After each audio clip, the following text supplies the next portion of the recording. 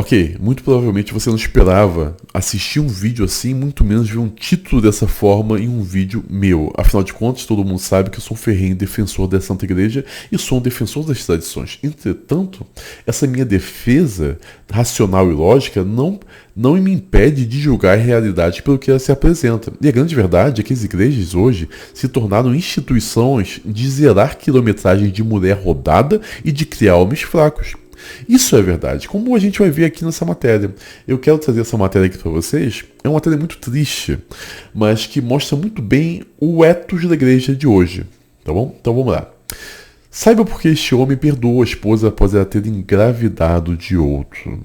Esse rapaz, esse senhor aqui, esse pastor, ele notou que na congregação tinha um jovem rapaz que não tinha família, era um rapaz que não teve alguém para orientá-lo no caminho correto da masculinidade, então ele decidiu trazer esse rapaz para dentro do seu lar, para conviver com ele, com a sua família, conviver com a sua esposa,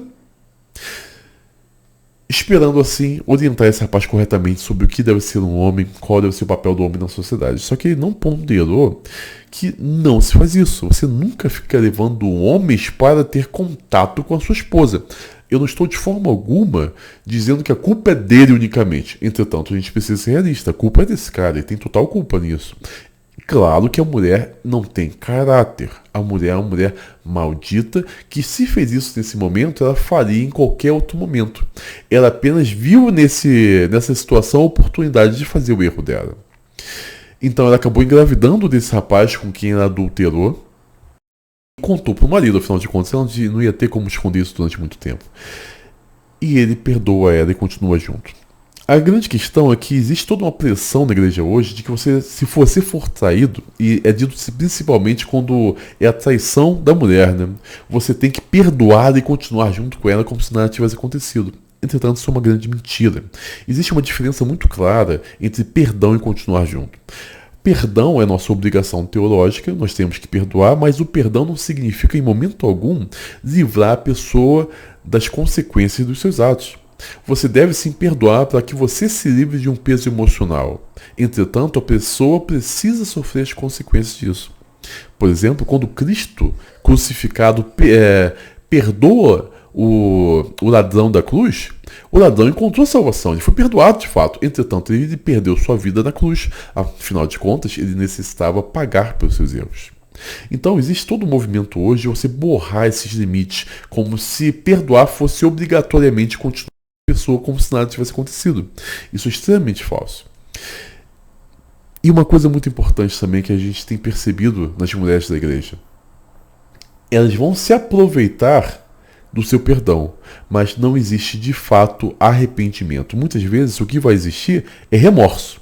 Só que remorso é diferente de arrependimento. Arrependimento consiste numa mudança total de mentalidade e de atitude. Assim você torna a sua vida voltada para compensar o outro pelos danos que você causou. O remorso, por outro lado, é uma sensação de raiva, de impotência e uma tentativa de fuga das consequências do que você fez. É a raiva de ter sido pego fazendo o erro que você cometeu.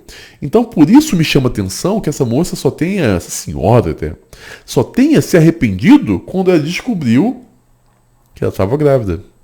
Provavelmente não foi arrependimento. E um vídeo deles, da dinâmica deles dando uma entrevista, deixa isso muito claro, como eu quero mostrar para vocês aqui. Esse é o vídeo dele relatando de como foi toda essa história. E esse momento do vídeo é extremamente tocante para mim. De pena que eu tenho por ele. E eu quero que vocês observem comigo. Quando ela contou para ele, ele chora. Ele está envergonhado, baixa a cabeça e ela não tem reação alguma. Ela não oferece conforto algum, sabendo que ela causou toda essa dor que ele está tendo, essa vergonha pública que ele está passando. Ela apenas fica olhando. Em momento algum, ela oferece o conforto ou demonstra que ela também está envergonhada disso. Ela só fica olhando para o cara. O cristianismo sempre teve um ethos totalmente voltado para o masculino. O que nós presenciamos hoje é que o ethos do cristianismo se tornou totalmente feminino. E isso gerou várias consequências, principalmente na forma que os pastores hoje se se empenham em seu cargo. Foi feito um estudo muito interessante mostrando o seguinte: medindo a testosterona de vários homens em variadas profissões. E o que se descobriu é que de todas as profissões, os pastores eram os homens com as menores taxas de testosterona entre todos eles. E isso implica em vários problemas, como, por exemplo, um favorecimento do feminino em função da destruição do masculino. As nossas igrejas hoje, elas são extremamente relacionais. Não são igrejas de lógica cristã. As nossas igrejas, elas estão sempre favorecendo as relações. Eu vi certa vez, em um culto que eu estava, muitos anos atrás, uma cena que me deixou horrorizado, sabe? Eu estava lá no banco, e o ministro de louvor estava cantando, e do nada esse ministro de louvor achou que ele tinha que pregar também. E ele começou a falar, né, no microfone: Deus, eu te amo, papai, eu quero ter um romance com você, Deus. Romance eu quero ter com a minha mulher, eu não quero ter romance com Deus. O meu relacionamento com Deus é de servo e criador. Eu sou um soldado de Cristo, eu sou um soldado do Senhor. Eu não quero um relacionamento de romance com Deus. É um relacionamento totalmente diferente. Entretanto, é isso que nós temos hoje nas igrejas. Essa visão de que você tem que se relacionar, de fato, como se você fosse uma mulherzinha. Eu sei que nós temos a comparação bíblica de que nós somos... A igreja de Cristo é a noiva de Cristo. Mas isso não significa que você vai se comportar como uma mulher. É apenas uma alegoria mostrando, de fato, o relacionamento de Cristo com a sua igreja. E isso nos mostra algumas questões muito interessantes. Por exemplo, os ensinos hoje sobre teologia dentro da igreja são totalmente adulterados. E eles são ensinos que foram criados por mulheres absorvidos pela igreja e tem como finalidade te enfraquecer. Como, por exemplo, nós temos a ideia de que você sempre tem que dar... Né? Não, Jesus ensinou que você sempre tem que oferecer a outra face. Sempre que alguém te der um tapa, você tem que oferecer outra face. Isso é um ensino antibíblico. Principalmente porque nós temos na figura de Cristo que quando foi esbofeteado por estar sendo interrogado, um centurião dá um tapa na cara de Cristo. E Cristo não oferece outra face, ainda por cima repreende o centurião por ter batido dele. Ele fala: se eu digo a verdade, por que tu tá me batendo, cara? Ele não fala cara, mas vocês entenderam, né? E esses ensinos que são passados são ensinos de transformar você em uma ovelhinha, te ensinando, moldando o seu pensamento e a sua interpretação do mundo para que você nunca reaja. E são esses ensinos que vão te dando desde a sua juventude, que vão moldar a sua mentalidade, te preparando para esse corno das mulheres que te estarem te saindo. Esses pastores com pouca testosterona, por exemplo, eles conseguiram moldar nas nossas igrejas a visão de que Cristo é uma mulherzinha. Foi feito um estudo muito interessante. Pegaram uma lista com várias características genuinamente masculinas. Depois fizeram uma outra lista com genuinamente as características femininas. Só que não foi marcado, não teve essa tag de masculino ou feminino. Eram apenas listas de características. E ofereciam às pessoas das igrejas para que elas lessem essas listas e definissem qual dessas duas listas se aproximavam do caráter de Cristo. Não surpreendentemente, as pessoas achavam que a lista com as características genuinamente femininas eram as que apontavam para o caráter de Cristo. Sim, eles perceberem. A visão que nós temos hoje não é de Cristo forte como um general que vai pisar nos inimigos. Não. É um Cristo paz e amor, de relação, de carinho.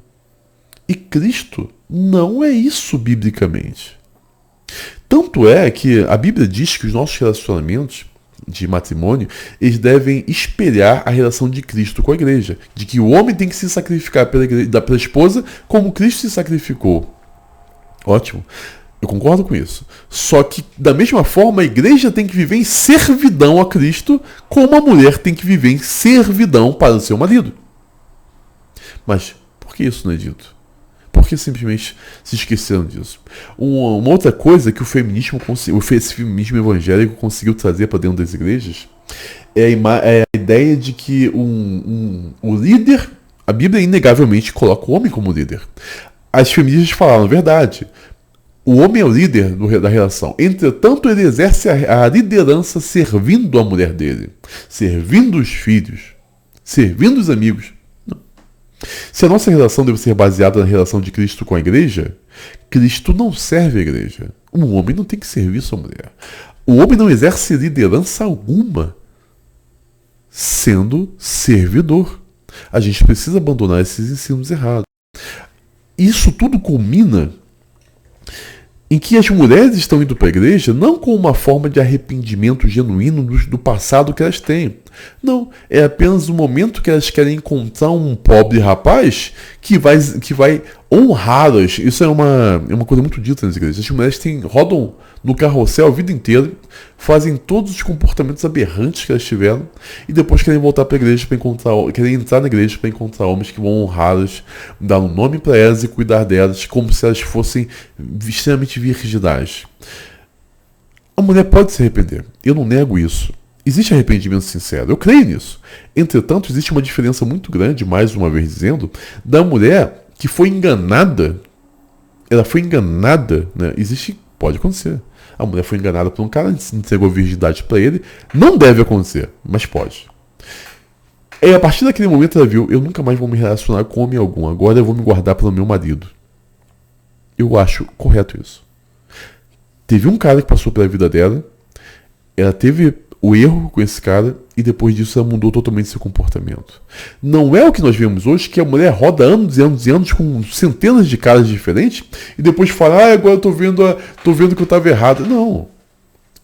Ela se aproveitou o quanto ela pôde do carrossel para se deixou depravar porque ela quis isso e agora ela quer simplesmente apagar o passado dela e encontrar um bobo que a sustente.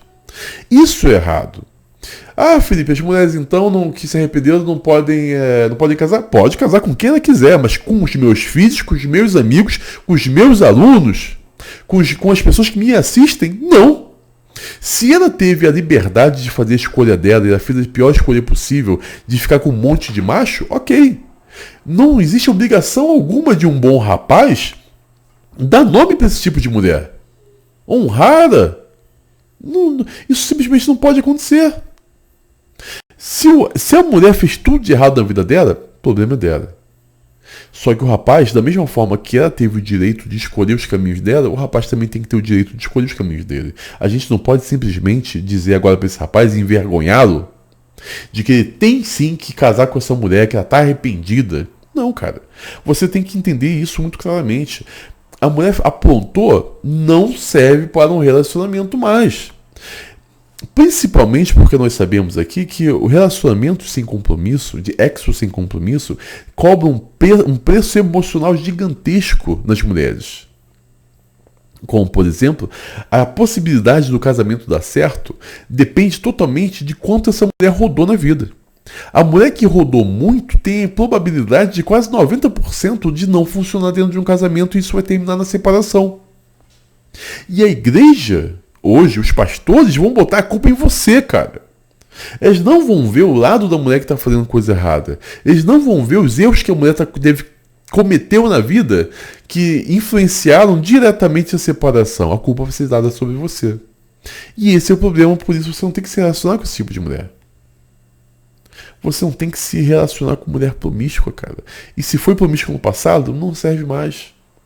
A gente tem que ter o direito, como homens, de fazer essa escolha. De falar, eu não quero me relacionar com uma mulher que rodou na mão de todo mundo. Uma das maiores vergonhas para um homem é estar com uma mulher e passar em determinada localidade ou em determinado contexto em que tem vários caras lá que já passaram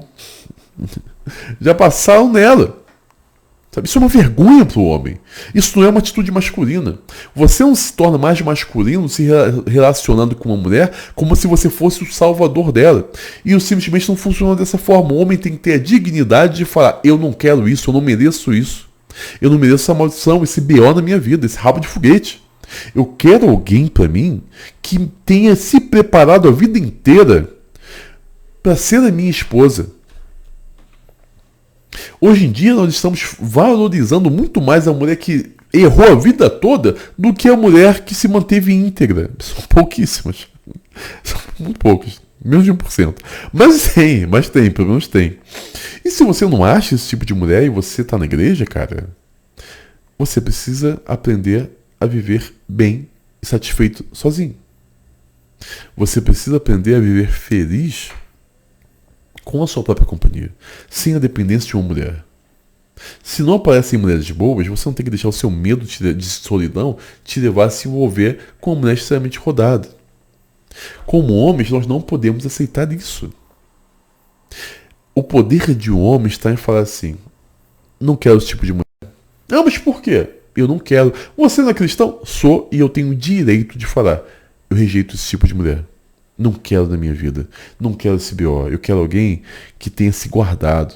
Eu quero alguém que tenha se preparado a vida toda para ser uma boa esposa. Não uma mulher que rodou a vida toda, nunca se preocupou com a própria dignidade, com a própria imagem pública e agora se diz arrependida porque botou um saião. Tudo mudou? Não.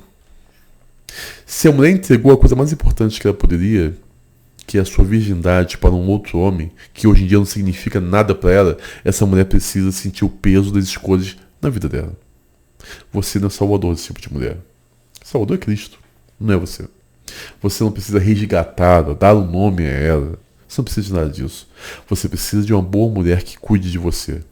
E você nunca vai conseguir convencer esse tipo de mulher aí, rodada, que agora está na igreja, a fazer isso. Ela nunca vai se sacrificar por você.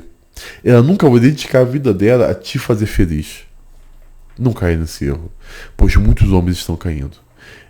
E o arrependimento deles é muito grande. Eu vejo isso diariamente nas igrejas. Tantos homens extremamente cansados emocionalmente. Essa é a mensagem de hoje. Quero convidar vocês a se tornarem membros aqui do canal. Se tornando membro, a partir do nível 2, você vai ter direito ao nosso canal de alunos no Telegram. Nós contamos com mais de 10 mil membros lá. Nós temos mais de 1000 textos lá com o melhor sobre o desenvolvimento masculino, o melhor da Red Pill. Todos os estudos que eu cito aqui estão disponibilizados lá. Você vai poder se aprofundar nos textos que eu tenho, onde eu aprofundo muito mais ideias que eu trago aqui no nosso canal. Então, temos o conteúdo diário lá. E a partir do nível 3, você vai ter direito à nossa plataforma de aulas e e-books, onde nós temos aulas gravadas, exclusivas, sobre o desenvolvimento masculino e feminino. Nós temos professores convidados, que são especialistas nas mais variadas áreas, que são essenciais para os homens e para as mulheres. E é importante que você assista às aulas masculinas e às aulas femininas também, para que você comece a entender como as mulheres pensam e não caia em nenhum tipo de truque que elas possam armar para você. Entenda a psicologia feminina como uma forma de defesa. Você precisa se defender hoje em dia e o conhecimento é a arma mais importante que você vai ter. E é por isso mesmo que existe todo um movimento que quer te impedir de conhecer a verdade. Lá, os conteúdos são adicionados semanalmente, mas já temos mais de 150 aulas, mais de 150 e-books. Nós temos um conteúdo muito bom, extremamente denso, mas com uma didática fácil para que vocês entendam. Então, eu espero vocês lá, se tornem membro ou nível 2, ou nível 3, ou nível 1, se você quiser também. A escolha é sua e a gente vai conseguir modificar toda a vida de vocês com esse conteúdo especial. Espero vocês lá, pessoal.